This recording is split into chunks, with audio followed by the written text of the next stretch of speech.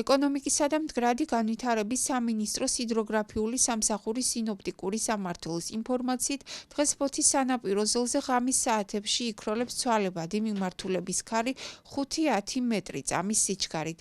ზღვის ღელვა 2-3 ბალამდე მოიმატებს. მოსალოდნელია ხანმოკლე წვიმა.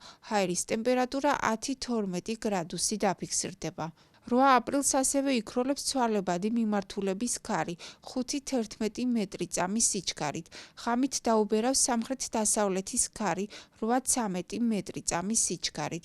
ზღვის ღელვა 3-4 ბალამდე მოიმატებს. ჰაერის ტემპერატურა დღისით 16-18 გრადუსი, ღამით კი 9-11 გრადუსი იქნება. 9 აპრილს მოიმატებს სამხრეთ-დასავლეთის ქარი და 7-12 მეტრ წამის სიჩქარით იქროლებს. ღამით 10-15 მეტრ წამამდე გაიზრდება.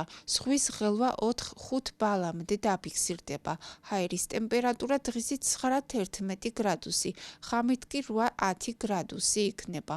მთელი დღის მანძილზე დრო გამოშვებით იწვიმებს.